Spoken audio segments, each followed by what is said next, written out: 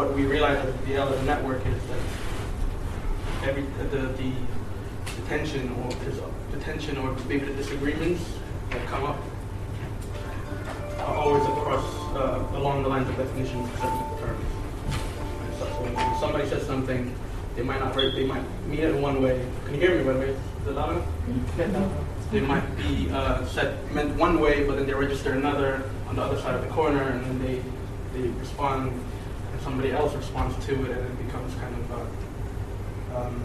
the opposite of echo chamber.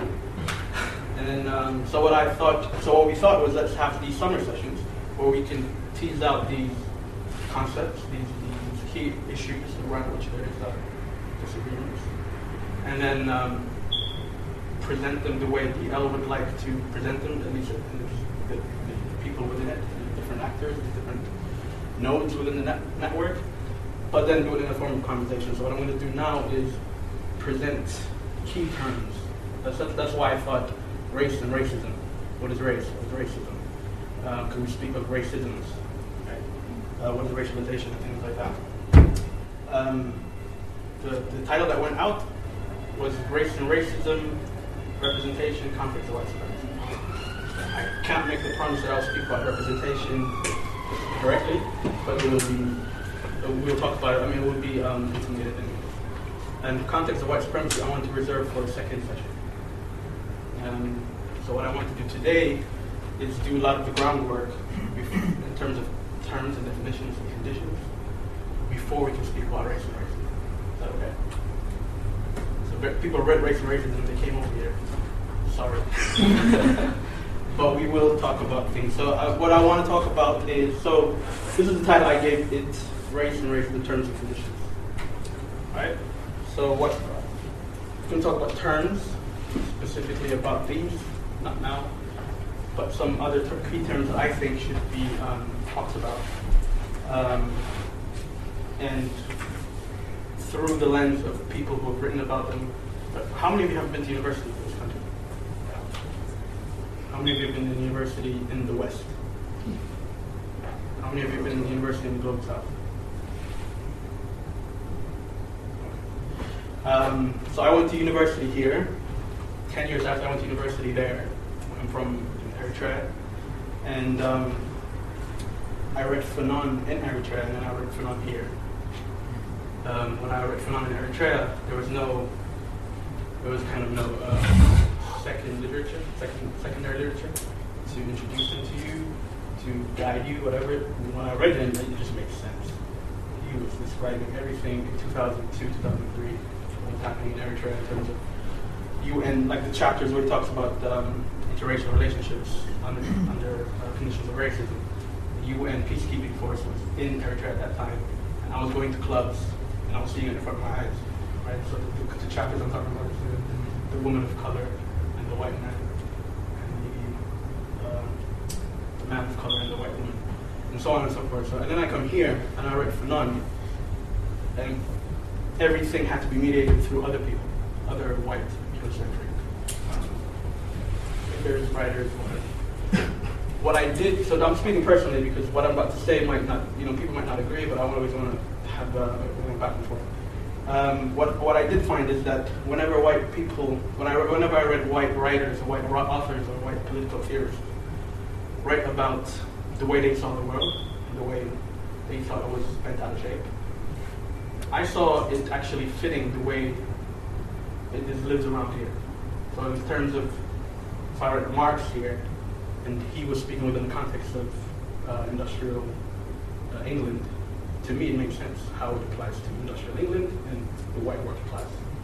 So I saw it that it applies here, but it could never ever apply to where I came from. And so there's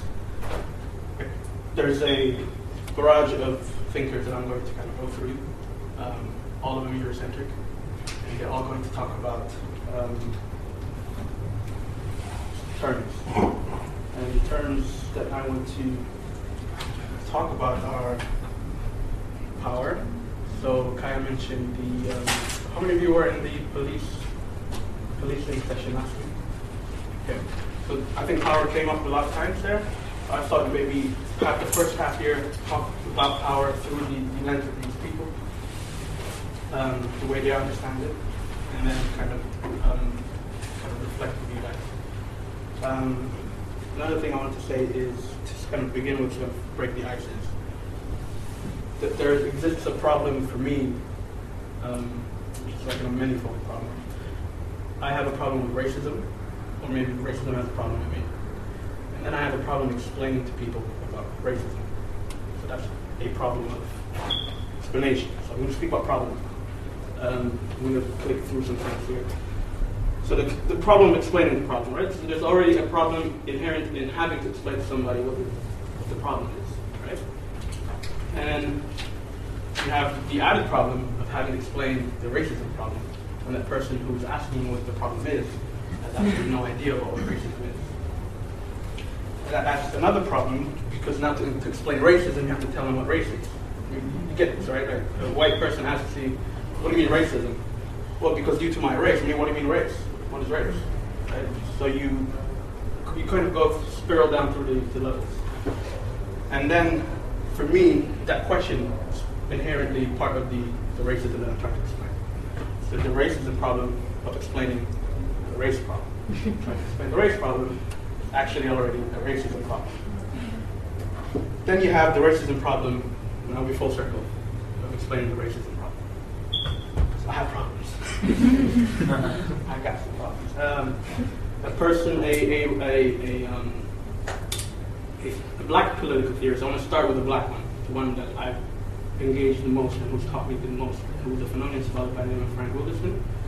He was on a radio show, which is a kind of like it's a mainstream radio show, and he was speaking to the host of the show. He was a white Jewish kind of a psychologist, like a mainstream psychologist who invites guests to speak about issues of psychiatry, mental problems, and things like that, mental issues.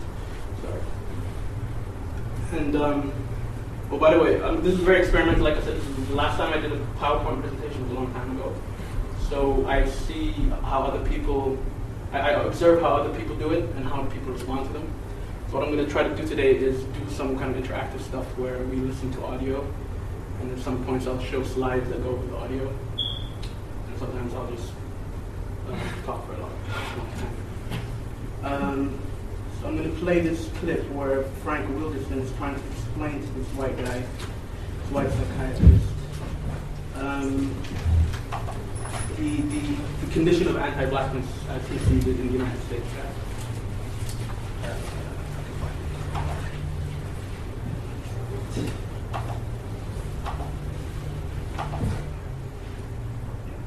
Bit provocative for your viewers and listeners. No. But what I'm trying to do here is to how does that come back to your theory that we need to change the system? Well, what I'm trying to do here is to show that what we commonly think of as issues of crime and public policy, that these are really issues that are these are really political issues that are masquerading as crime and public policy. So if the police and the legislature and the mayors of these cities politicize their laws, then we'd be on more even ground in terms of how we think about it. But what they say is that we have a crime problem. Okay, so you have a crime problem also. Yeah. You're saying that it's in Washington. Right. Okay. My crime problem is in the House of Representatives or in the LA Police Department. I mean, that's my crime. My crime problem is this country. It's not. Try to think through how he has to explain things from a certain deeper point in order to get to where to get to a point of clarity for this person who's asking him questions. The person who's asking the questions has the luxury and privilege to cut him off at each sentence and say, "Oh, what do you mean by that? But I don't get that." And Wilderson has to, and see how it actually affects his psyche. He has to laugh through a lot of this ordeal. Okay, so you're saying that they're coming at it with a preconceived notion of what it is they're looking for. So yes, psychologically we both know that you're going to find what you're looking for. If not, you're going to create it. Yeah. So how do you think that also plays out in the Trayvon Martin case?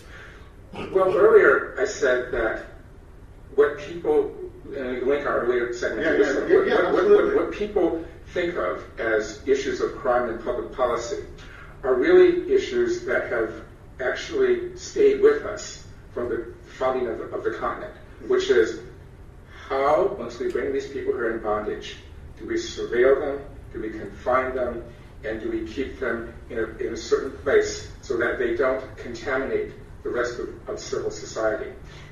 And Trayvon Martin is a victim of that.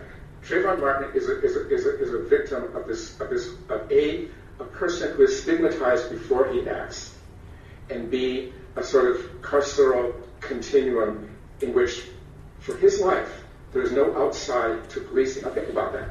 No outside to policing. So are you saying that the system is responsible for his actions in some respect, that because of the system that has evolved, that there, in some ways, there was no choice and this was a natural outcome? I'm saying that the reason that his family can't get justice is because he is a person who was criminalized before he was born. Oh, okay. But you know, the figure, let's say that's wearing a hoodie, example, would that be... Okay, you're saying it's actually before he was born, so this is... I'm saying it's after he's born. Yeah. But I guess when I'm listening to this psychology, so where is sort of the change here? Because, or do you think that... See, I think that this is just more human nature. You're looking at it, I believe, more as a sociological type of issue. I think that maybe the change comes that people can change how they feel, and that may have a lot to do with how they're brought up, etc. Are we on the same page? Here's where I say that. Here's where I say that. If you take lynchings that were really prevalent until 1968, the statistics on lynchings are really horrific. And you say that the lynchings are a function of a fantasy of white civil society, a certain restlessness that blacks may be entering into the human community and thus contaminating it, and as a result, the human community is no longer what it is. So now we have to reproduce the kind of violence that will create and maintain the divide between us and them. This is something that is happening in the psyche of whites, and I would agree with you, or someone else, that it can happen in the psyche of blacks. But here's why I'm not hopeful about change.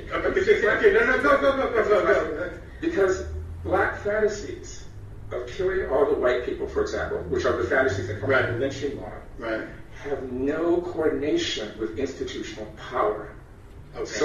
So what I'm suggesting... Would you say that it's changing with the election? No, I would say that the contradiction should come to the fore, and that's why I call him a prisoner in the White House. In his own time, so yeah. So how do you think... I mean, as an African-American man living in this country, what kind of feelings does it bring up for you? I mean, how is this making you feel when you hear these claims, really hear your own thoughts? I mean, do you feel that there can be any change here? I mean, I'm just wondering what kind of emotional experience you have around it. Well, it's a terrible one. I mean, one experiences a kind of isolation that has no analogy to other forms of isolation. Because it's not just an isolation that comes from discriminatory practices, but it's an isolation that is absolutely necessary if the rest of the world is going to be happy. Do you think that you're being... I mean, I'm sitting here across the table from you as a Caucasian male, and part of me is going to say, well, you know, I don't feel I need to be, in some ways, taking the blame for what's going on. I mean, do you feel that there's this internal divide between white and black Americans? Yes, that was my second book. That was your second book? Yeah, exactly. That's why in my second book I try to change the thinking to say, because people talk about... How do you think white people feel that? Because I don't know if every white person that's... I'm not really interested in how they feel. I'm interested in how they feel. Okay, but I don't feel it's fair. Well, I don't want to be fair either. These are just not issues that I really care about. What I care about is power. Yeah. Okay. Right. Not the feelings of people. Right. Feelings of people. Right.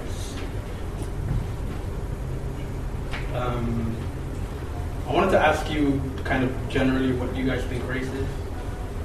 Like, show of hands, if anybody wants to have a go at what they think race is.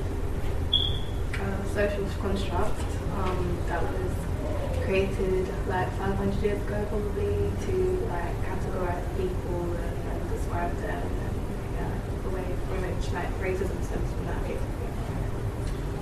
And anybody else? There's also like a sort of scientific thing where it's like groups of people who are different from other groups of people physically. Alright. And then following from that, or not, or do you want to go on?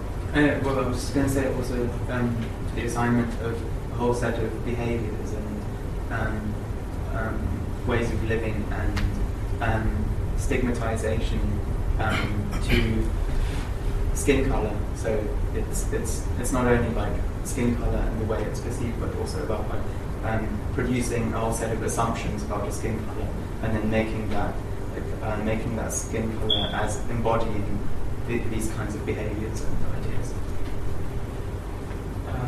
Okay. And then following from those, if that's what race is, then what is racism? Anybody want to add about that? So it's a social construct. It's made, meaning society made it up. It's not something you can hold in your hand. Even though you might say, because there's a physical body that is marked by something called race, we can hold the body. Like, that is something tangible. And then you would go, what would you say? I was just going to say, like, I actually don't, personally, I'm not sure if I like the word social construct because I feel like it doesn't explain the way, we at some point in history, we began to perform along with these ideas and expectations of, the way white people expected us to behave in one way. So in some ways we began to perform that, right? Like, and that, so, we, that's why we believe often in our own like inferiority. Like it's become so ingrained in us, and that's because we've come to accept that. Or it's not necessarily we've come to accept that, but it's been just like pushed into our, forced into us, like fed into our brain to the extent where we can't even think of it as a social construct anymore. Okay, so there's a process of ingraining that happens over time, and maybe so the term social constructivism is used to explain that, but it falls short because it doesn't go deep enough. Mm-hmm. But it only really exists in the mind, like there's no DNA evidence for it. So therefore I agree with you in that way. There is it's been pushed into reality because we experience it, so I guess we kind of have lived along the thing of like, oh, I'm this race and that race, whatever, but it doesn't really exist. So I kind of prefer to say social construct for that reason. But it still actually ends up existing, right? Like it ends up existing because we internalize it. Well, not because we just internalize it. I mean, that kind of pushes a lot of, shifts a lot of agency to us, but actually because our environment constantly reproduces us in this way. Think of like media and people, right? Like your circles, all environments that we like move along and like move in and around and across, like just going to the supermarket and things like that. So it actually exists. It's like constantly renewed. But I see social construct as the root of it. I don't think it takes away from the idea of it existing in an embodied formative way. Yeah. Do you think the thing that exists is race or racism? Racism. So race. So when you say, like she was saying, it doesn't really exist, race, and the way you're explaining it, to me it sounds what you're trying to say is race. Even though that's true, racism exists. I'd say it's the opposite for me. I think that. I think that race exists. Okay. Race exists because come from a Nigerian background. Nigeria is a place full of thousands of different races. Thousands, loads of different people who are physically different because of many other biological, scientific reasons why they're different. That race exists. The thing that doesn't exist, that's tangible, is the racism, are the things that people think, and sort of what you were saying, the behaviors you describe to people who have the physical race that they have, and have the thing that's the abstract thing, the behaviors, the perceived culture, the perceived things which are used to stigmatize people, dissemination of power between that. Yeah. What would you say if I just took away race and put in culture, ethnicity, tribe, religion, name? just be as much of a social construct and categories of difference between people. Anyways, let's go ahead. If I okay, go ahead. Sorry, yeah. I quite disagree with what you were saying in a point. For Which example, one? The last one? Yeah, the last one. Sorry. You know, for example, in Nigeria, you said different races. I wouldn't say different races. It's just different ethnicities, because I have a trouble of understanding, like even feeling somebody saying, I felt racist towards that or this one. I don't know, I never felt that. I really feel quite weird about it. And even today when I heard about the discussion, I just said, let me hear what people say about it. Because I believe there is only one race, and that's the human race. If there is another race, it's like the animal race or a different race. Now, you can categorize people differently according to color. You can say black, white, reddish, yellowish, whatever. You can categorize people by ethnicity. You can say not nationality, ethnicity. Like, for example, inside Nigeria, you said a lot of them. Inside my country, Eritrea, there's a lot of them in different countries. So, like the European, you can say Caucasian instead of saying the white. So, when we speak in it's so weird. When we refer to black, to black and white, we refer to it in color. But when we refer to the rest, we refer to them by the ethnicities. We never refer to them by the color. The only people we refer to by color are white and black. And there is this association. We all know about black, white, what the word association can bring into our mind, like pure, evil, like good, dark, light, and things like that, from how the words are rooted. So I find it hard. I just can't get in my mind when somebody mixes it up and calls someone with the race and to the other one with one with the ethnicity and then with the other with color. So That's I see. Quite. That's cool. Yeah, there's so much going on. And this is the reason why I wanted to have a second session just on this, so that we can talk about other things. Can I just say one thing though? Yes. For me though, I agree with you. I do think that race is a social construct, but I also think that when we're talking about race as a social construct, or if we are going to, right? Because I feel like we need to politically at least anyway, because that's how most people, the left, keep saying it's a social construct. You know. So for me, but we also have to stress that the social and social construct is also socially constructed. If that makes sense, right? So when we are talking about so for me, when we are talking about the races, right? And this gentleman here said, we're all just a human race, right? We also have to kind of interrogate what the human in that human race is, right? So for me, it's what definition of a human has been considered to be the way that the definition in which the rest of the world must be judged, right? So that's a social, what you call it, a sphere that exists in a certain group, but that's been translated to the rest of the world, and now the rest of the world has to kind of deal with that, right? And adjust. And we can talk about that social reality that's kind of representing itself as being the social. Does that make sense? So that's the social and social construct has to be as what do you call it? As interrogated as the rest of it. So, and also to me, it's kind of irrelevant whether race and racism exists or not, because I feel like when it comes, because I feel like racism and race also play into this idea of fantasy and reality completely. They're so intertwined in that, you can have white people saying in your face telling you that race doesn't exist, while race exists for most other people, right? So, unstructurally, it exists in a completely different ways. You know what I mean? So, I think maybe the right word isn't existence. Cool. Okay. There was a debate. I remember somebody said he asked a question in terms of the whole social constructivism debate. He said, "Can you tell me what gets socially constructed as race?" That kind of laid the hammer down. Everybody was thinking about that. Okay, what is it that gets socially constructed as race? The thing prior. Anyways, so key terms I want to speak about today. Hopefully we can do this in the first half, if we have time, have a break, and then revisit this concept. I want to speak about power. Like I said, power wasn't talked about directly in the last session on policing, but it was always kind of there. Things like agency, a very problematic term for me, given given what I said at the beginning, at the top of the discussion, about how these terms just mean different things for different people. And for some people, they mean so much that they will not cede to a different interpretation of it rather than a different position, right? So it's not even a point of argument. It's about what I come to understand under this term means something to me. I'm not going to cede it that easily, right? So agency is one of those terms.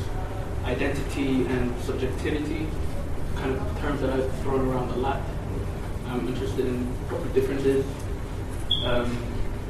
What does it mean to identify as something? What does it mean to be subjected to something? And then what does it mean when we, because I read a lot of, I mean, this is another thing. I came here 6 years ago, so my way to learn how people think, talk, and do their discourse around political stuff, the people in my age group has been online, and the way they do it on social media and blogs and things like that. And a lot of times I see people using them interchangeably, right? Subjectivity and identity. And then this is a word, resistance, that I want to speak about in relation to agency. So identity and subjectivity, this should have been the other way around. Identity in relation to subjectivity, resistance in relation to agency. And power is kind of like the driving force of me. So that's the reason I ended with Wilderson's point about I don't care about the feelings of people, what I care about is power. So that's like my so what is power? What I wanted to do, this is back to my experimentation thing. I want to play a very simple, it's about 13 minutes, 14 minutes, interview with a sociologist, I think he's from sociology or is it okay? Me. I don't know. Bless you, whoever. Okay. His name is Stephen Lucas. He's based at NYU. He's written on power since the 1970s, on the concept of power within political science, sociology. And he was on a podcast. I don't know how long ago. I can put this online so you can listen to it again. And he's just basically giving kind of step-by-step definition of what power is, where it came from, who spoke about it, what he thinks it is, and then he leaves it up to the way it's commonly understood today. And what I'm going to do is try to play some nifty little, I just discovered this stuff, slides to the audience.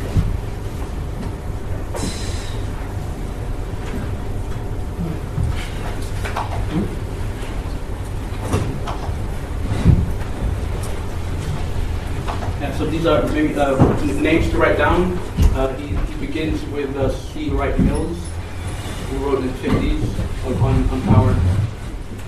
And then his work was expounded upon by Baccarat and Baratz. And then Stephen Lucas himself kind of adds to it later on.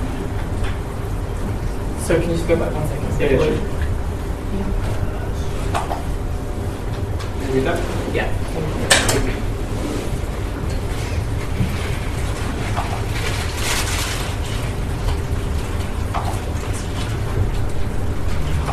What is power? It sounds as if it's one sort of thing, but Stephen Lucas of New York University thinks it has 3 dimensions. Stephen Lucas, welcome to Philosophy Bites. Thank you. The topic we're going to focus on is power. Let's just begin by getting straight. What is power? Well, in the most general level, power is just the capacity to bring about consequences. So if one billiard ball hits another billiard ball, the consequence is the second one moves, and that's a certain kind of power. We're not going to talk about that. We're talking about power in a social context. Right. And when we talk about power, we might mean the power to bring about consequences in a very general way, or we could talk about power of a person or a group of other persons and groups. So could you give an example of that kind of power, the power of one or more people over one or more people? Well, you can have power over others when you bring it about that they comply with your wants or your desires. So if I, let's say, win a vote and you're against me, I guess I've exercised power. But what about if I twist your arm? Is that exercising power? No. Look, we can use these words any way we like, of course. But I'm inclined to think that the use of force isn't power because I like to think of and again, this is just one way of thinking, but I think the most helpful, power is getting others to comply. And if I exercise force over you, I haven't got you to comply, my attempt to exercise power has failed. So does that mean that power is simply a kind of authority?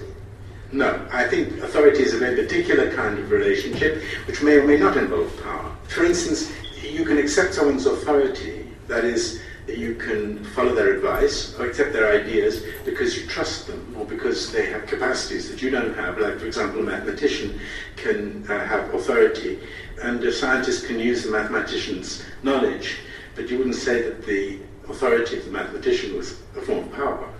Well, let's start with a clear example of one person exerting power in your sense over another. For example, a policeman tells you to move your car. That would actually be power which also involved authority. He's got a particular goal in mind. You might not want to move your car, but you do it because he has the power to get you to do that. Obviously, these kinds of powers are very important in all kinds of aspects of our lives, when people start making us do things, comply with their desires. Now, how are we going to understand this as a philosopher, as a sociologist? What kind of account can you give of power? Well, it's hugely debated, and I got involved myself in this some long while ago in the early 1970s. A famous book was written in the 1950s by C. Wright Mills called The Power Elite, which basically expresses a very straightforward, it was a great book, that there's a power elite in America. This power elite, in other words, was dominant in society, occupying the command posts of American social life. And a great political scientist, Robert Dahl, asked a very good question. If we're going to say there's a power elite, we've got to know a bit more. We've got to know what power is. I mean, we've got to be able to test it and see whether it's true what Wright Mills said. And so he then wrote an article called A Critique of the Ruling Elite Model, in which he proposed a way of thinking about power, which amounted to this. Power exists where people take decisions that influence others, and you have to observe it. You have to see that there's a conflict of interests that are observable in the form of conflicting preferences, and power exists where one person or group wins over another. So on that account, power is a matter of outcomes. When there's a conflict, the winner is the powerful one. Exactly. A prevails over B in an observable conflict of observable preferences. Then, in response to this, two political scientists called Bachrach and Baratz wrote a famous article called The Two Faces of Power. They said, right, the first face is exactly what Dahl said, but there's a second face, namely, it's not just a question of who wins in decision-making situations over whom else, but it's a question of who controls the agenda. What gets decided? Who decides what gets decided? And in order to do that, you have to observe grievances in a community and see which ones get into the decision-making process and who is preventing potential issues from becoming actual issues. Could you give an example of that kind of agenda setting? Yeah, there's, let's say, a town where there's very poor provision for, let's say, black residents in the ghetto, and nothing gets done about the, let's say, the bus routes or something in that part of town. This issue is just kept out of the agenda. When people try maybe to raise it, they get shunted off, or the decision-making process excludes it. Another example would be where there were two towns in Indiana, and one of them enacted air pollution legislation, and the other one didn't. And the one that didn't was dominated by a corporation, US Steel, which just managed, the one-company town, to keep that issue, air pollution, off the agenda. So that's an example of what Bachrach and Baratz called the second phase of power, which, however, they insisted had to be something you could observe. In other words, you had to be able to go into the community, see that there were grievances that were not being satisfied, and actually identify people who were keeping those grievances from becoming political demands in the political agenda. Do those two approaches to power capture everything that's important about power? Well, I didn't think so, you see, and when I met Peter Bachrach in Oxford in the early 70s, I raised with him the thought that actually you really had to go deeper and further. And so instead of saying there were two faces of power, I suggested that there were actually three dimensions of power. That it wasn't enough to say that you had to go and find grievances that were kept from reaching the decision-making process, but that you had to look at the way in which people's beliefs and preferences were actually shaped and affected by the powerful. I wanted to suggest that you couldn't take people's preferences, even in the form of excluded grievances, for granted, but had to consider the way in which power can operate, so to speak, behind people's backs. So this is a very insidious form of power because the people over whom it's exercised wouldn't even realise that they were victims of anything. Well, victims is a sharp, hard word to use, but yes, basically the idea that people's preferences and ideas can themselves be the result of power seemed to me what was missing from both the first and second phases of power. That was one part of it. The other part was the idea that this was a kind of behavioural focus, observable. Everything had to be observable. And my idea was, actually, power doesn't have to be exercised intentionally. In fact, it can operate without being deliberately exercised, that people can be powerful without intending the results in question, and more generally, just the thought that power is at its most effective when it's least observable, both to the actors involved and to those analysing what's going on. It would be really interesting to have an example of this, because if it's invisible, I don't see how you could know that it's going on. What exactly are you talking about? See, I wouldn't say invisible. I mean, it may not be directly observable, but you can always look for indirect evidence. Here's an example. In the United States, not so very long ago, there was the proposal to repeal the estate tax, which was actually a tax that was affecting only very rich people. But some anti-tax people very ingeniously invented a phrase, the death tax, which gained a certain kind of currency, considerable currency, with the result that lawmakers, but also large segments of the population, falsely believed that this death tax was going to affect them. The consequence of that was that the repeal was voted against, but this occurred in a way in which people were not really aware, that the rhetoric, in other words, affected their preferences in ways that they didn't realize. That is an example, of course, of people inventing the phrase death tax, but having this consequence of shaping preferences.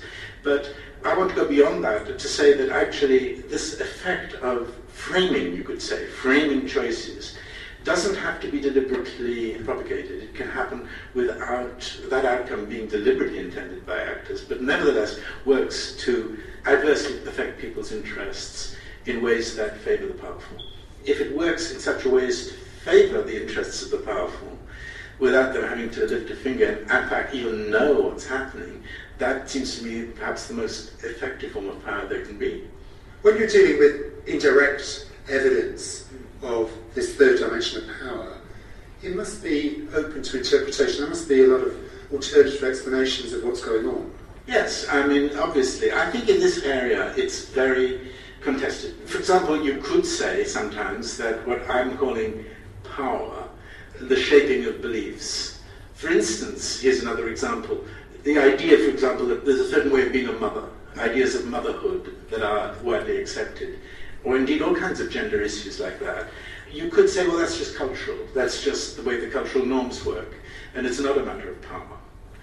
But to this I say, well, yes, but then culture doesn't exist in a kind of abstraction from people's activities. And so all kinds of people actually, like social workers and people involved in the juvenile justice system or whatever, are involved in propagating and even enforcing or policing those norms. And so power is at work there too. But you're right, people who don't want to think that can just talk about cultural norms. Does reflecting on the nature of power have practical implications? Yes, I think it does. Leaving my work aside, I mean, I think that one very major thinker of our time, namely Michel Foucault, has written many things that have caught on and have affected not only social scientists and scholars, but have had a kind of wide impact upon the way people think. I think, for example, what I just mentioned, this idea of social workers and the policing, in other words, of norms, has been very much an idea of Foucault's, that women, let's say, are subject to the male gaze. That's a Foucault-inspired idea. That women, for example, in respect of, let's say, what's called the beauty myth, they internalize this. Now, this could be thought of as preference-shaping or belief-shaping power that's at work in society. That's an idea that comes very much from Foucault, who, in his earlier work, was very concerned with the way in which, as he put it, the subject, the very individual, understanding of himself or herself is shaped by the power of others. So in a sense it's empowering. You get renewed power from recognising the position that you're in. Yes, Foucault himself was very keen on the idea of resistance, and so he certainly thought that by exposing, let's say, the deeper, less evident or less apparent ways in which power is at work was itself empowering and encouraging the possibilities for resistance. But I can imagine you going the other way as well. You feel completely helpless, recognising that you're enthralled to all these powers you haven't realised were shaping who you are. Well, that was also one way in which people responded to Foucault, to say that he gave you a very gloomy picture of domination. I mean, sometimes Foucault said things like power is everywhere, that we lived in a disciplinary society. He had this image of the panopticon, which was an idea of Jeremy Bentham's, about a prison in which all the prisoners were subject to the gaze from the centre of the powerful, and extended this to the whole of society, so we're all living in a kind of disciplinary society, and that was a very gloom-inducing idea. Do you think it's important that people in the street reflect on their own position in relation to power, that it's an important part of being human, that you stop and think, hang on, who has power over me, what forces are controlling what I do? I do think it's important, especially to the extent that people are subject to influences that they would rather not be subject to if they knew more. I mean, I think in general, it's better to live with less illusions than more. But perhaps only if you know what to do about it. But I think that it is important to understand your world, and I think the less observable dimensions of power is part of our world. Isn't there something a bit pernicious about telling people that they're subject to forces, to power, that they don't actually acknowledge exists?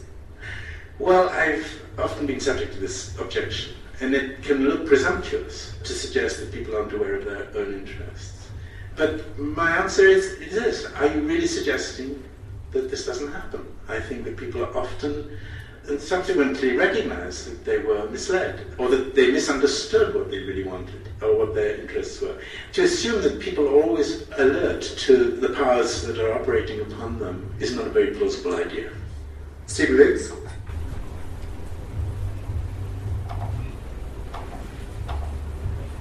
Right. Was that helpful? Yes? Yeah. Is the last page, or the last slide, just sort of like my summarizing of it, ideas that come out of it. They were kind of asked in the actual conversation. But he even used the word pernicious. Is there something pernicious to the assertion that someone is not aware of who or what has power over her? Is it, earlier in another slide, I used the word insulting. If I tell somebody, you don't know what's happening, you don't know what time it is, is that a kind of, what's the word? Kind of invasion into their sense of who they are, who they feel they are. Right, that's one problem. Does the moment of clarity, for some people anyways, does the moment of clarity also not bring with it risk of further alienation and violence? And that was also what kind of topic mentioned. Once I find out how small I am, does that not mean then I'm more likely to conform to the way things are and make the best of things, the best of life, or whatever I have, right? Whatever I can have going for myself. And the third one is just include the possibility of leading a strategically way of sustained oppressive power. And that's a much more complex route within Black studies. This is kind of the question that divides people. There's a side that would like to think about what is possible in a fugitive space. Is there a space where you can actually hide from power? And if so, what does it look like, and how? And if every time we focus towards the center or the epicenter, the immensity of the power structure, do we then not miss what we already have and actually know how to utilize it and make it work for us? So that's me speaking. What do you guys think? In terms of what you heard about it, was it too basic? Was it basic? Was it basic enough? Was it too basic? Because these guys said you all went to university, so it was fun. Was it cool? Any ideas? Okay. I found it really, really interesting. I think though, in terms of the second bullet point, does the moment of clarity also not bring the risk of further alienation? I think it does, but only if that's the only part of the puzzle you're focusing on. Power, and of course it's the focus of what we're talking about now, but it's also the, I don't know what the word would be, but the opposite of that, like the thing that you have because you're not like them, if that makes sense. So you could alienate yourself by feeling like, well, I don't have that, well, I can have it. But to understand, for me, myself is about feeling I'm closer to being whole as a human being. And to use that word, power, I have in my own life to say, okay, well, I can actually feel and do and think certain things because I don't have the thing that they actually, the same way, because it's invisible to them, they don't even know they've got that power at this point in time, a lot of them. They are alienated from themselves, if that makes sense. Yeah. That, of course, does not mean that means we should lay down and say, well, it's all rosy, we can be whole. But it does mean that we can use the fact that we do have that agency, that power, that thing we have, if that's something you believe in, that human side, we can use that to regain the power. Is that something you had prior to knowing all this, or after? It's something I've had prior to this, but... So you knew this the sense of self that you're talking about, before, and it was made clear to you, so what kind of power structure you're in. So actually, I mean... So like this, so we know that everybody knows this slogan, right, from the 70s, knowledge is power. You can trace it back to this fella, right? And what I like about this chat is it leads up to how we get to that point of knowledge is power, right? People said this before, people like Marx said this before, right? The consciousness, class consciousness. If you actually arrive there, then we can create a kind of working class identity around which we can then move on the system. Whereas Foucault, he's actually a lot more pessimistic, right? Because he doesn't locate, like Marx does, power in a particular person or community or entity, to name owner of capital or factory manager. So that's, I'm interested in that. How do you get to the point of actually knowing how strong you are? If you're also at the same time moving with new information about the power structure at the same time.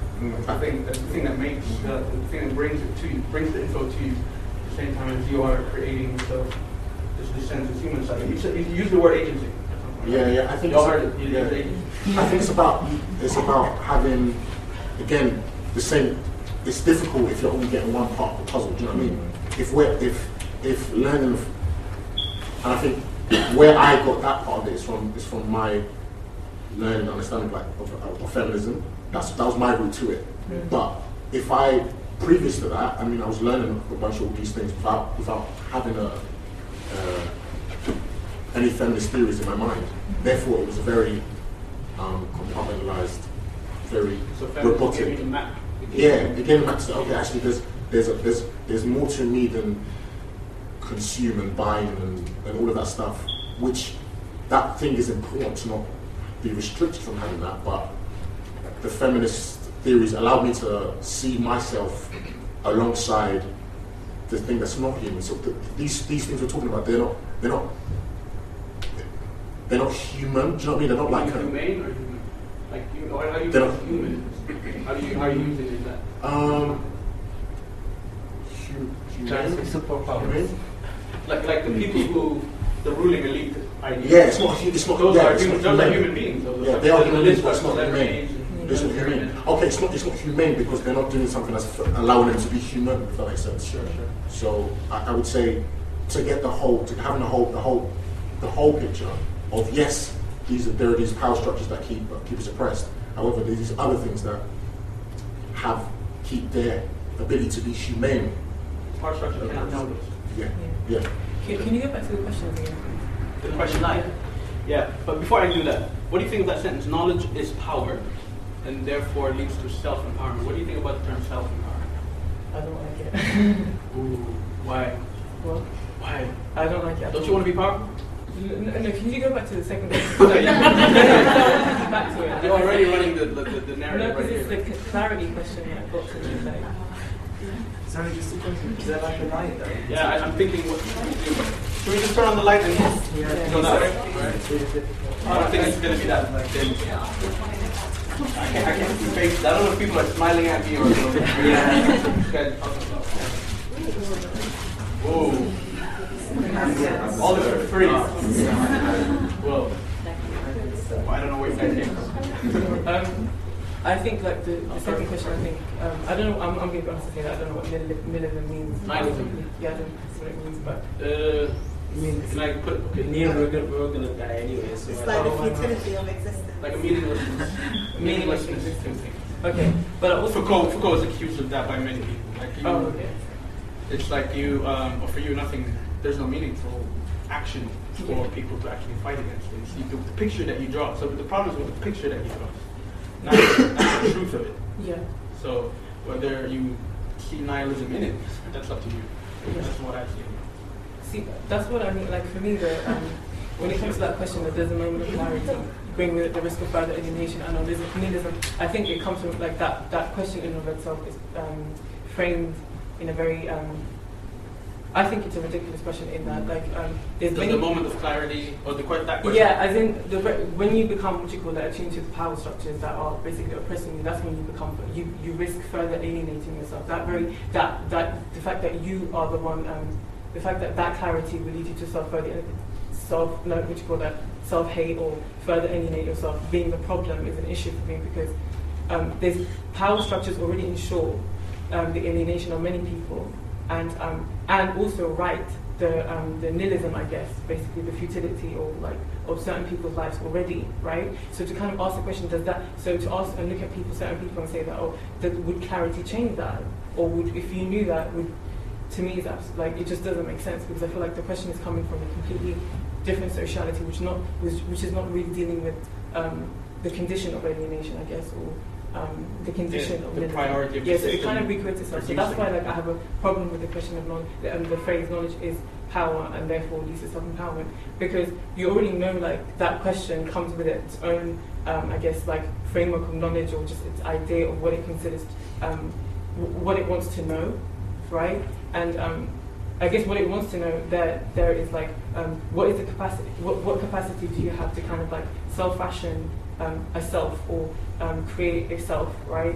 And when you start to recognize that already, when you start to think about the power dynamics of the world or whatever, you start to recognize certain selves are already not considered a self, right? So what would it mean to empower yourself in that context, right?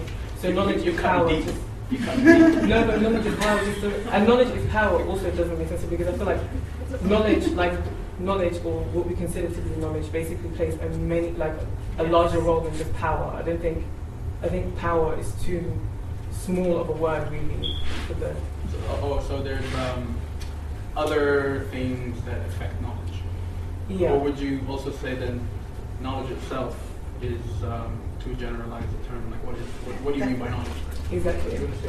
I just wanted to say that the moment of clarity for me specifically was kind of alienating myself because there were so many people around me that didn't understand what it is that I was experiencing. So when that says, does a moment of clarity also not bring with the risk of further alienation? Mm-hmm. I think it definitely does, especially if you're in and around groups of people that are not on the same level as you, not in the terms of beneath me, but obviously there's levels to everything, and being around people that like-minded people as yourself, that's where I think the empowerment comes from. Not that you can't be empowered within yourself, but obviously it does feel a bit like, oh, what's the point anyways, and that's what the meaning is coming, I believe.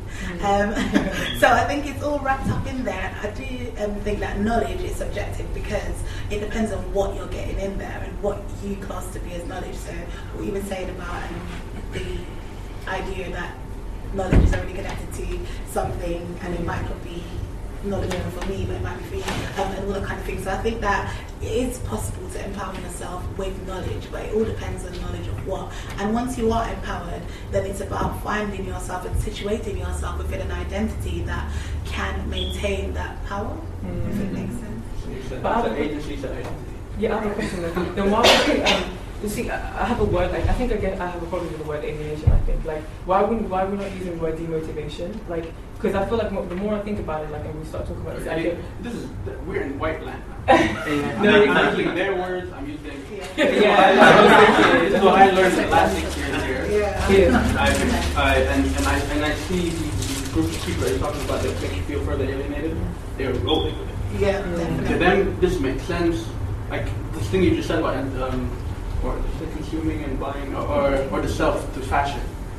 Foucault already said in the early 80s, about how neoliberalism is all about the entrepreneurial self. The self succeeds insofar it can fashion itself as an entrepreneur in relation to the market, right? Which is at that moment, anyways, for him, the dominant way of logical knowledge, right? We receive information and knowledge at a legitimate level through the market. So that's just the mojo, right? So he's saying the individual will succeed in terms of how he gets with the program. But anyways, I caught somebody. Yeah. You had his hand on. Yeah, I just wanted to because we actually talked about something about this question on Monday, I think, right? And I mentioned a friend of mine who, I find it really difficult to talk to him about race. And so he's black, but I find it really difficult to talk to him about race. And I think, and I've thought a lot about this because he's had a lot of pretty fucked up experiences, etc. And I think, I say to you, I think it's mostly because if the moment he begins to think about these experiences as involving questions of power and inequalities, then he will actually have to confront a lot of these issues in his environment. It's like opening a Pandora's box, right? Suddenly, you find yourself in a situation where you have to make a lot of decisions. You have to, you become aware and attentive to these moments in which power is exercised upon you, and then once you become so attentive to these things, to power. Sorry, I'm a bit today. I'm a bit not very focused. Then you have to make these decisions to cut them out, right? You have to cut people out of your life. You have to confront them, and that requires a lot of labor and work.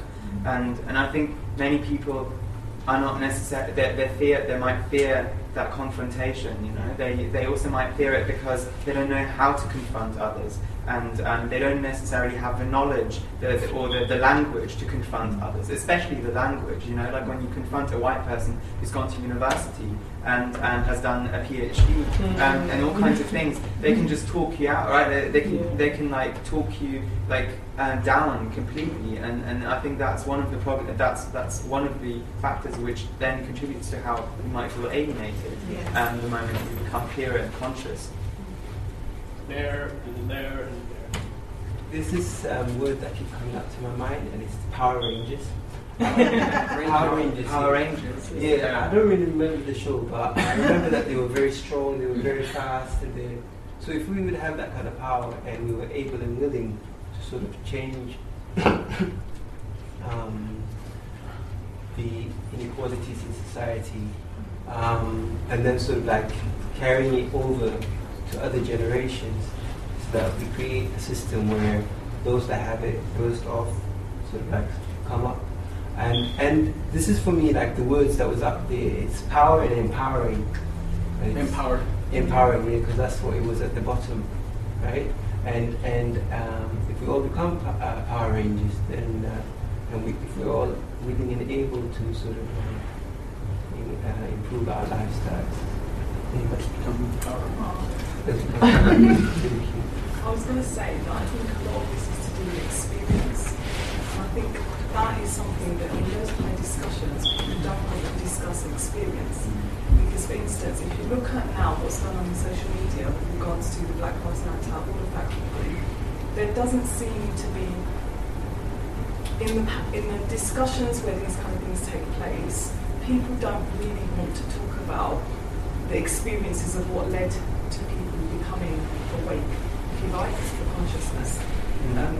They downplay that. They'd rather just focus on the terms and phrases, because that then seems like that's the kind of intelligent thing to talk about. They have to be rational. Right. So instead of talking about, and I know that he was saying, like, I'm not interested in the feelings which are attached to this, I'm interested in power. I understand that. But I think that what ends up then happening is the experiences which lead you up to that point where a lot of people do, by force, have to wake up, by force, because some of us don't have a choice sometimes, but you have, it's not that you want to necessarily be, but it's because experience has led you to that point. If you are continuously flagged down by the police, if you're a black man in a car, you're continuously doing that. Now you have a choice. You can either carry on, just carry on with the dream of, the kind of ideas that were pumped out to you, or you can have a moment and think, why is this happening to me? All of the things that go in, and that is to do with your experience. That's to do with what you're facing. It's whose experience, basically, whose experience are we talking about? And Wilson, when he talks about feelings, if he was talking about white people. No, that's right. I know, because he's relating it to what the guy asked him, right? So, the guy's talking about his feeling. How about white people? What about, I don't think it's fair to white people's feelings. I don't care about white people. Yes. I care about his power. Absolutely. And it's really, and he's a political theorist. Like, it's really hard for him to go to these talk shows. Absolutely, because what he's having to do is he's had to almost every single time, which is what a lot of people have to do, which is you have to go backwards. You have to go forward. Instead of, yes, and that's what ends up happening. So, and that's the frustration.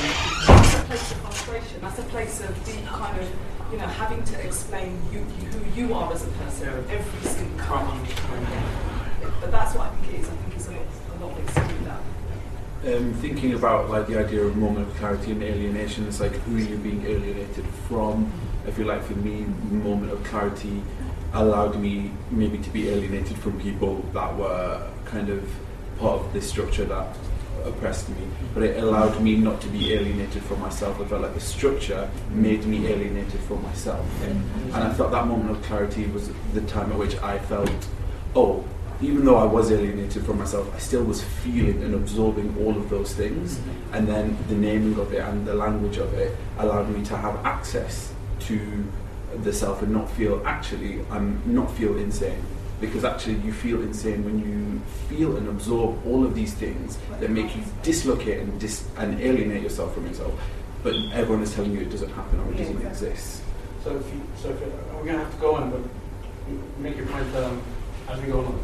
The point I wanted to raise is, like, the university teacher, the white university teacher speaks you down because you don't have anything to say back. If you have something to say back, that's actually a moment, it's like a pill, right? You get a little psychic relief. Right? And then, of course, then you should also know, if you really do your knowledge, whatever, that was just one moment, and I'm going to have to keep trying. And that, what you were saying is that's me, having to year after year slice one swath of society that I used to be with away, keep further moving away and moving away. What Fanon would tell people is that movement is a movement away from the bad, but it's also a movement towards what is hopefully the new man, I think, with others who move with you. So let's talk to Foucault and Gramsci. Is this okay so far? How are you finding it? Cool? Good. Yeah, cool. So we'll talk about Foucault's. I'm going to talk about Foucault and Gramsci. I went to the IHRC some time ago, and they have that bookstore there in front of it.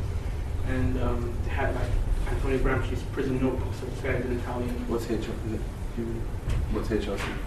The Islamic Human Rights Commission. It's in Wembley. They regularly hold talks. Is anybody here from? Yeah, from what? Yes. From Harrow. Oh, from the area, okay. Yeah, northwest, north Weezy. They have hubs. They invite people, scholars, lawyers, things like that. They do a lot of good work. They have a bookstore there, and they had this big fat, really nifty-looking edition of Antonio Gramsci's Prison Notebooks, which he wrote when he was in prison in fascist Italy. He's a well-known Marxist theorist of the 1920s. He's hugely influential for Marxists today, especially the academic. And I see this older gentleman, the Muslim man, saw me flipping through his book. Out of all these books, why are you looking at the white man's book? I said, I want to understand this guy so I can know how to, so bear with me. Foucault's Power and Gramsci's Hegemony, these are titles, these are the names that they're known for theorizing. So I'm just going to read this out. Michel Foucault understands power as associated not with repression or inhibition or straightforward domination, but as working through institutionalized and accustomed discourses. That's a key word. That open up the limited forms of action, knowledge, and being. So what Lynch was talking about this idea of shaping preferences prior to even enacting upon whatever it is in your life cycle.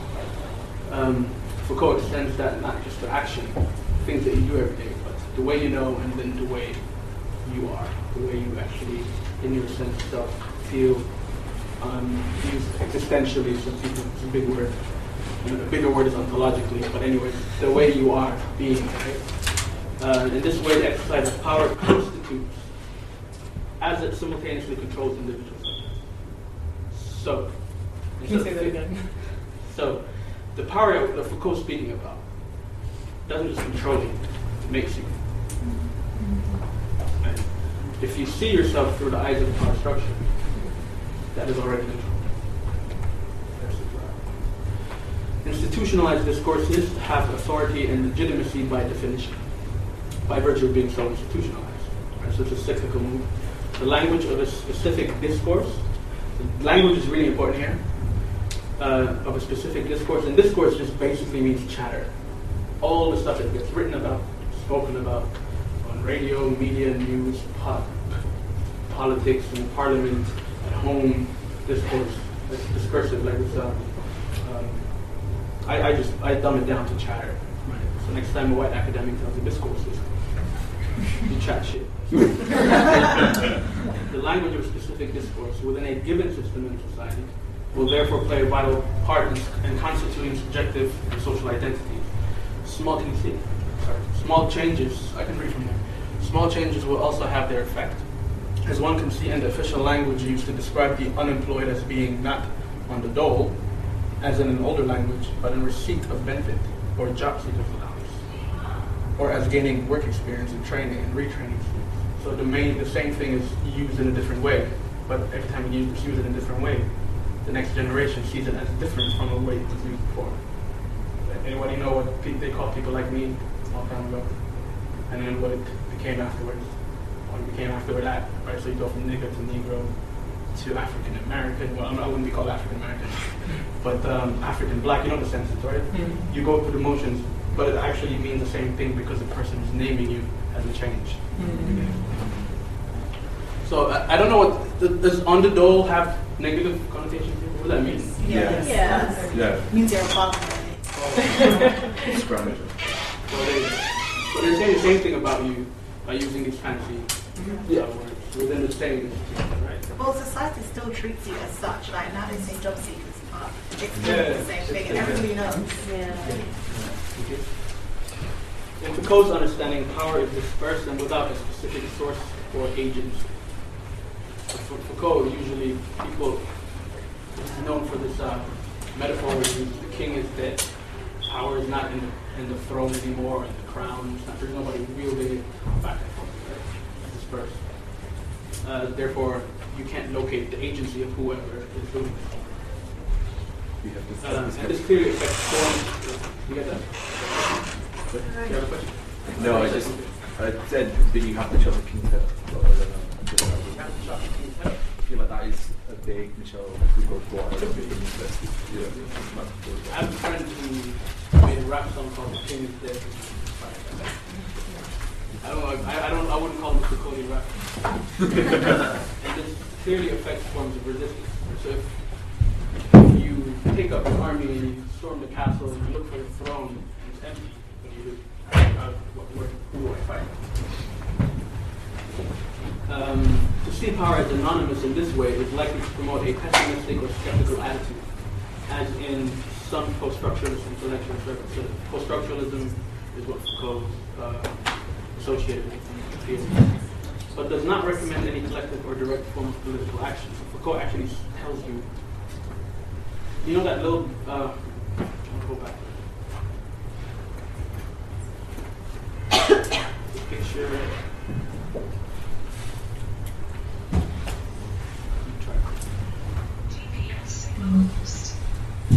I can't find it. You know that, so things like gay pride marches, protest theory, like Palestine. Like Palestine gets bombed, we ask for permission to clear some roads, and then we do the sticker thing and everything. He thinks that actually plays in the power structures very hand. Zizek, who is a contemporary philosopher, gives this example. Break it down basically. He says, you know, like in 2003 when London, there was protests against the Iraq War. He said, this is Zizek speaking, in this kind of Foucaultian pessimistic way. He said, imagine Blair and Bush behind tinted windows looking at all this recession. And one says to the other, this is exactly what we're trying to fight for in Iraq. This is exactly what we want. Yeah. This is what we want there. Democracy. So that's what they're thinking. That's what Zizek is doing as a little cultural critique. This is what they're thinking of the other side. The road. So it doesn't recommend collective or direct form of political action. If there is nothing outside of discourse, which means there's nothing outside of language, text, even bodies are, for Foucault, text to be read, and then they're the right meaning. If there is nothing outside of discourse, there can be no appeal to an autonomous or essential self or idea of absolute freedom.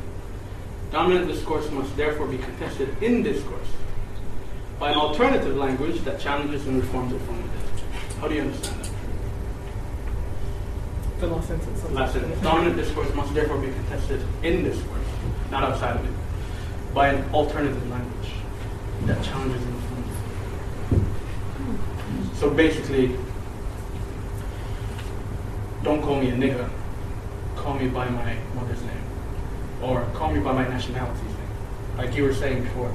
But don't call me black, I'm an Eritrean, right? To go to the media, stereotypes. They are the things that perpetuate our racialized ideas of people, right? Of race. They're the ones that keep perpetuating the idea of race, which is ingrained in our head. Keep doing it with every TV show, with every music video, so on and so forth. So what we need to do is change the representation. So within the Black and African American community, you have the whole problem is Nicki Minaj. You need somewhere Erykah Badu. So Erykah Badu becomes all of a sudden I don't know if you guys like music. Erykah Badu becomes this figure for positivity, progressive sense of self-identity, right? Whereas if you were actually to look at the system, Erykah Badu and Nicki Minaj are both the same. Right? But this is kind of the core to what my frustration, especially with this country. This is like the Ten Commandments. This is the only way people can think about racism right now in this country. That's what I found. Everywhere is representation.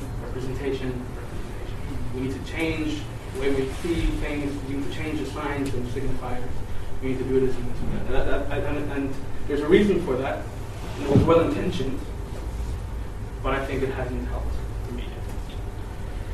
So this is the implication of Foucault's work is that such resistance and contestation will be conducted in local arenas and struggles over single issues in the realm of micro-politics. So Foucault, he's saying we should look at the big picture. We should go down to the local micro. You know the what's the term? Microaggressions. Yeah. Let's focus on the microaggression. Microaggression after microaggression, microaggression. And that's the only way we can actually deal with things, because we don't have enough power beyond our arms. Like, the system exceeds me. Therefore, I can only work within where I am. So this is effectively actually throttles the very idea of collective, expansive movement upon the system. So if you follow this, Marxists hate Foucault. Yeah. Right? He just took the rug right underneath. How do we, because of Foucault, all of a sudden all these feminists and all these post-colonial, all these racist, all these cultural, they call them cultural Marxists or something. They have terms for that. All these identitarians, all these identity people have come and they've fragmented our working class unified. So Antonio Gramsci, this is the man. The reason the reason I engaged with him is, first of all, I took cultural studies in uni, so it comes up a lot there in terms of theory. But I was drawn to him because he was imprisoned by Mussolini's Italy, actually. At the very time when Mussolini was crafting the city that I grew up in, Asmara in Eritrea. So Asmara in Eritrea was, for Mussolini, going to be the Rome of Italian colony, the Italian Empire, the New World. So the very kind of starting point for Eritrean liberation movements is marked by the same person who imprisoned him for completely different reasons. He's an agitator, leftist, he was not good for fascist Italy. And he influenced Edward Said in America. He's a Palestinian activist scholar. Very much influenced him. And Stuart Hall here on this side. Very much influenced him. So let's go back to the angry Marxists. They hate both Stuart Hall and Edward Said because, you get it? They bring an identity-based politics through Antonio Gramsci. So he's a Marxist. This guy's a neo-Marxist, but he's a different kind of Marxist than Marx. People say he was more alive to culture, right? And this idea called civil society, whereas from Marx it was all about economic base and everything else is kind of used. Let's go back to Frank Wilderson. I'm going to play an audio of him explaining Gramsci, what he is about, right? Very succinctly, is everybody tired? No. Let's play this.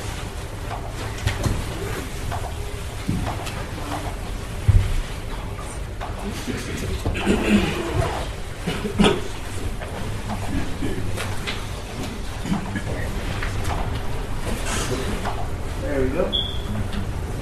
Is this from the same podcast? Let me take us on it. No, so this is, you can write this down. There's a podcast from University of California. It's called Against the Grain. Just type Google Against the Grain, Frank Wilderson. He's talking about something completely different, but in order to make his point, he has to, this is my tactic too, he has to go to the Eurocentric idea of himself in order to say, this is how it doesn't apply to me. Frank Wilderson. Wilderson. What sounds like a bit of a detour, but I think it will help you clarify certain concepts that you're forwarding, and that is to go to Antonio Gramsci's work and to think about a word that he had a very specific definition of, which was hegemony. And of course, Gramsci, coming out of the Marxist tradition, was very interested in workers and capital and the conflict, the struggle between capitalists and workers, although he was interested in a lot of other things. What did Antonio Gramsci mean by the word hegemony? Yes. In 1922, Antonio Gramsci was working for the Comintern. He asked Lenin the following question. He said, how did you create this successful revolution, and I can't get it off the ground in Italy? And Lenin said, well, there's no trough of civil society. between our working class and the command modality of capital, the violent manifestations of the capitalist state. It's just, we go on strike and the Cossacks come up. And then Gramsci began to theorize, okay, between working class suffering and state violence and state institutionality, there is this thing called civil society, which captivates the workers. In other words, induces a kind of spontaneous consent to the values of capital. Guild associations, schools, today it would be talk shows, okay? And not this talk show, of course, right? And he began to theorize that what Lenin meant by hegemony, which was the domination of imperialist countries over countries that are trying to evolve into a kind of revolutionary dispensation, is different than what he means as he needs to develop this hegemony. So he has three constituent elements: influence, leadership, and consent. And by influence, leadership, and consent, he means the influence of the ruling class, not the influence of one person or another, the influence of a class, the leadership of its ideas, which is to say, like the idea of meritocracy, which is a very bad idea for a Marxist, and the consent of the working class to that influence and those ideas. And what he sought to do was to find ways to break the spontaneous consent to those ideas. Once he could break the spontaneous consent to those ideas, then the working class of a more Western, so-called developed country like Italy would be able to see what Marxists think of the antagonism between them and the ruling class. And then it would move from a passive revolution to a real revolution, which would be a violent overthrow of the state. The European Gramscians actually leave out the last part, the violent overthrow of the state, but that was his dream. Okay, so then we have, on the one hand, we have force and we have consent. We have the force of the ruling class. We have the consent, which, as you're suggesting, if it is withheld, if it is abrogated to such an extreme degree, there might be revolution, there might be social and political revolution. But how does, in Antonio Gramsci's conception, how does hegemony normally work in terms of the relationship between force and consent in a nominally stable society?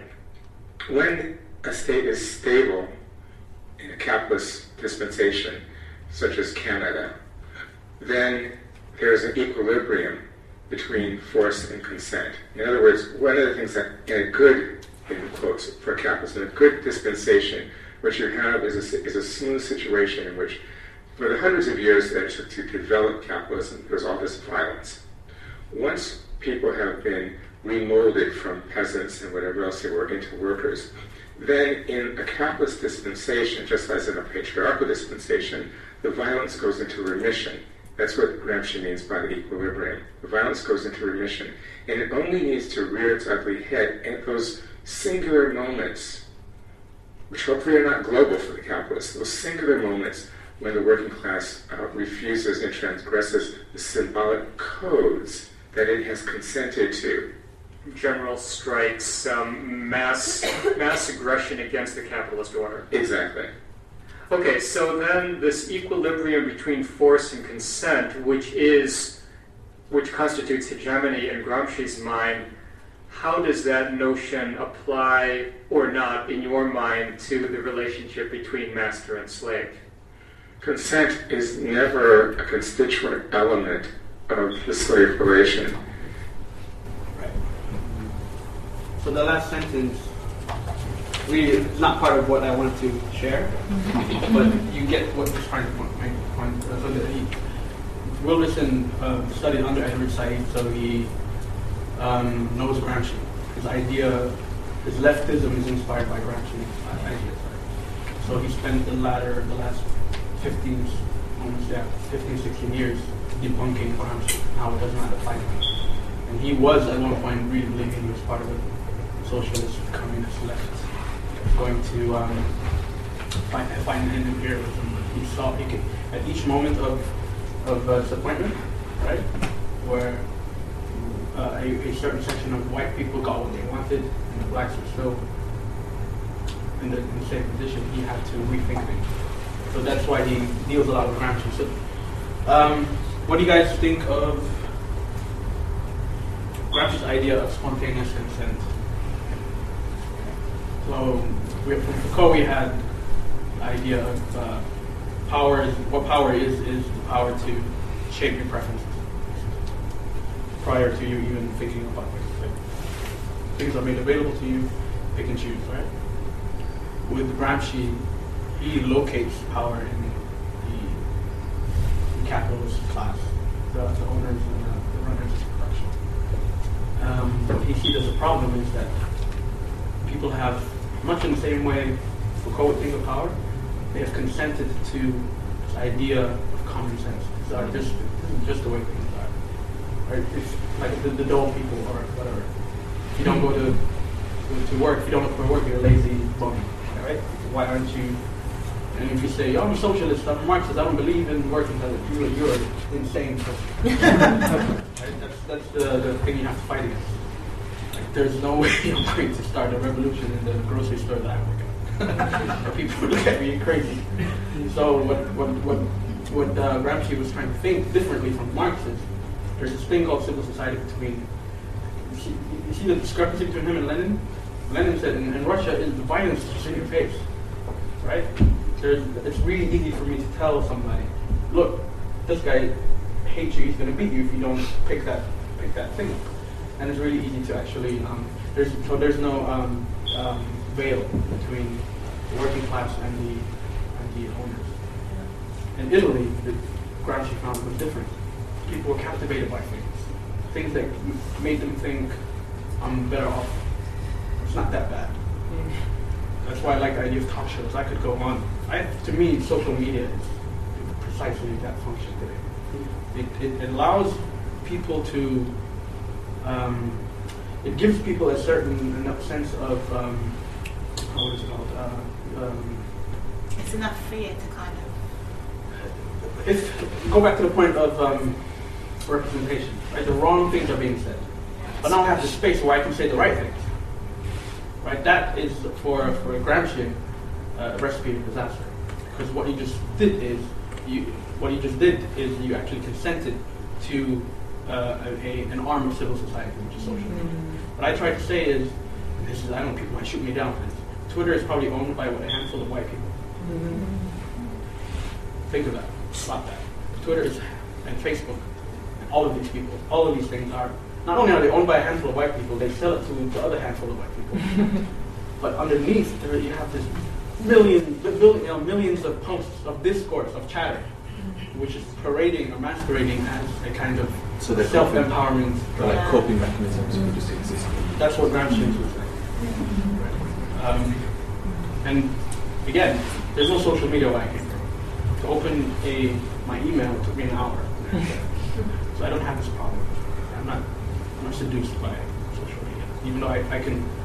And then I'm not against technology. If I go back to Fanon, in the 50s and the 60s, the radio was this thing of just, you listen to music, you get, it was a kind of thing of entertainment. Fanon actually theorized the radio the way Algerian freedom fighters were using it, and kind of rethinking, even in Eritrea. I'm going to go on off a tangent, but the radio became this very useful tool for independent struggle. Scrambling messages, and every time you advance, you take up not just the arms, but also their communications systems. So the radio phenomenon made this very clear. The radio means completely different things over here than what it does in Hollywood. Right?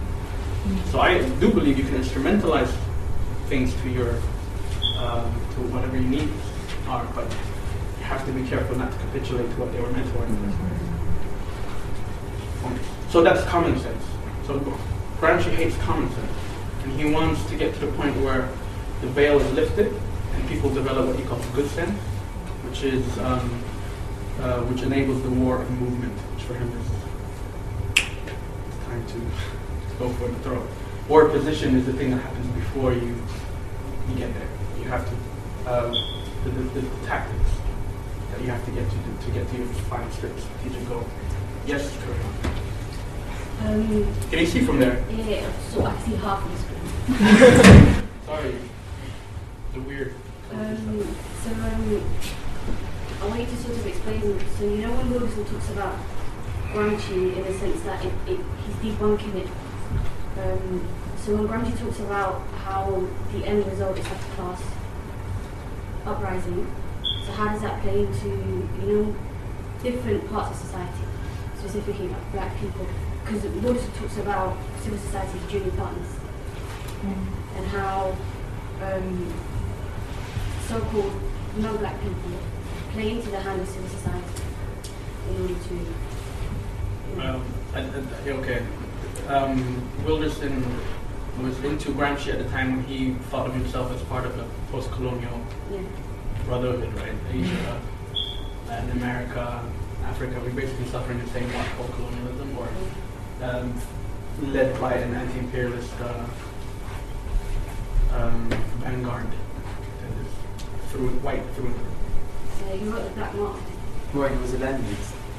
He was a Marxist. He gave into the leftist common sense. Yeah, but I mean, vanguardism isn't necessarily. Oh, well, no. I'm just saying vanguard was. Well, I don't know. I guess depending on which locale. Like in America, the vanguard was the Black Panther Party. They were not just Marxists. Right? They had there was an integrationism which you're forced to do when you're in commission anyway. But what he's trying to the junior partner thing that he's talking about is in his theorizing between black and non-black people. It's not about white and non-white people. His whole work is based predicated upon how white civil society's junior partners, post-colonial immigrants, for example, or how people call them brown. Brown people. Brown is really interesting for me. In America, brown means Latinos. We hear it means Asians. And sometimes within Africa, you see brown people are the people like me. I'm brown because I'm Eritrean.